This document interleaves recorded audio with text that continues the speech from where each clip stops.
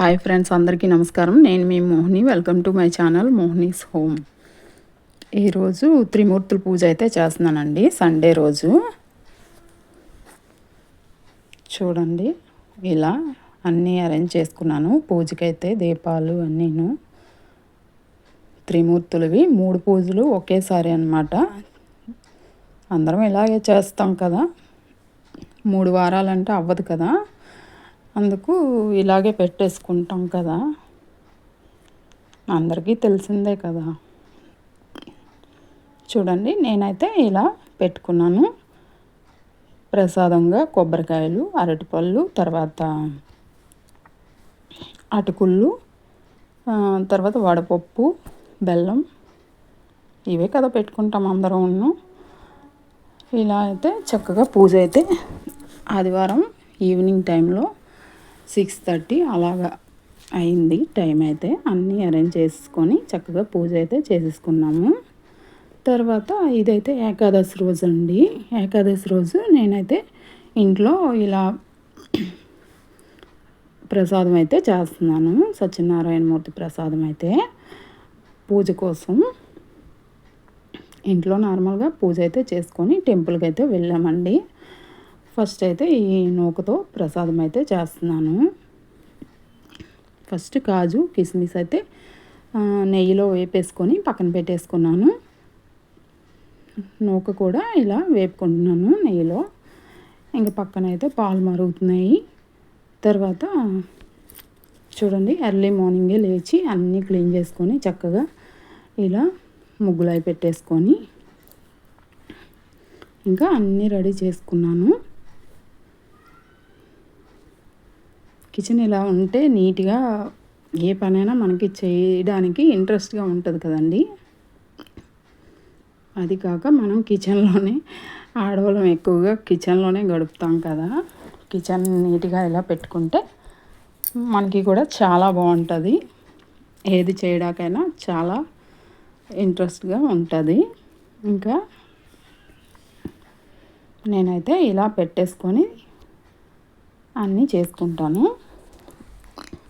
చూడండి, ఫస్ట్ అయితే కాజు కిస్మిస్ వేయించి పక్కన పెట్టుకున్నాను కదా, అదే ప్యాన్లో మళ్ళీ గీ వేసుకొని ఈ నూక అయితే వేయించుకుంటున్నాను.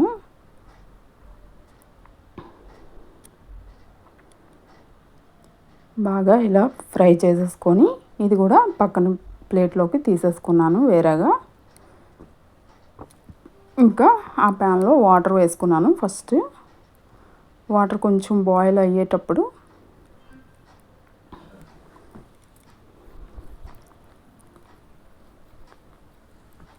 వాటర్ కొంచెం బాయిల్ అయ్యాక ఈ నూక అయితే వేయాలి. ఈ వేయించి పక్కన పెట్టుకున్నాం కదా నూక, అందులోనే పంచదార కూడా సరిపడినంత మిక్స్ చేసేసుకోవాలండి. అలా మిక్స్ చేసేసుకుంటే మనం ఈ నూక వాటర్ బాయిల్ అయ్యాక వేస్తాం కదా, నూక వేసేటప్పుడు ఉండలు అయితే కట్టదు, నీట్గా ఉంటుందండి. అది ఒక టిప్పు.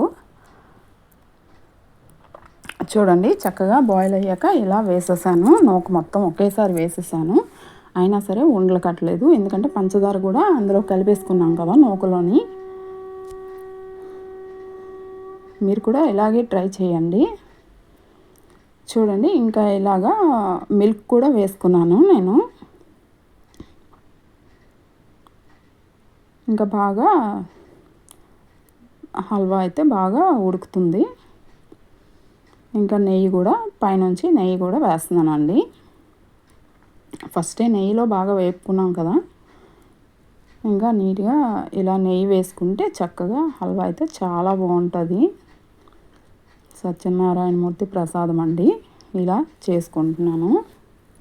ఏకాదశి రోజు ఇలా పెట్టుకొని పూజ చేసుకుంటే చాలా మంచిది కదా.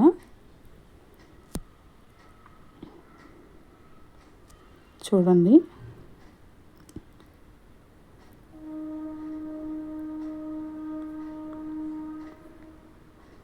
ఇంకా బాగా ఉడికిపోయింది.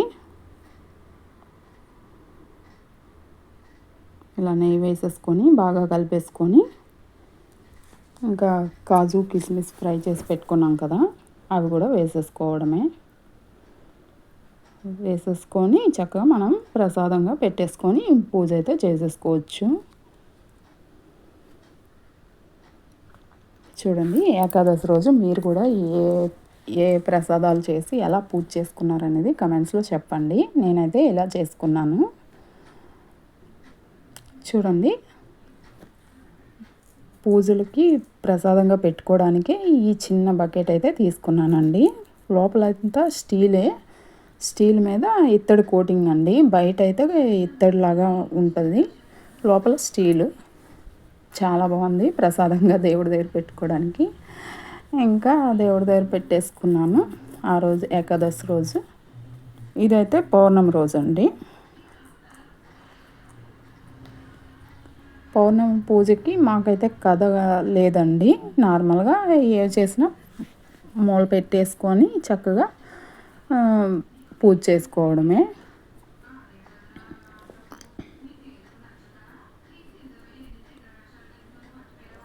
చూడండి ఆకాశం ఎలా ఉందో, మబ్బులతో ఫుల్గా వర్షాలండి.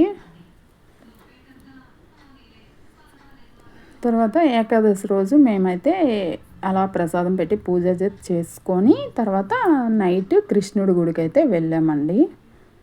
చాలా బాగుంటుంది ఈ మందిరం అయితే. చూడండి, వీడియో నచ్చితే లైక్ చేయండి, షేర్ చేయండి, సబ్స్క్రైబ్ చేసుకోండి నా ఛానల్ను. బాయ్ అండి.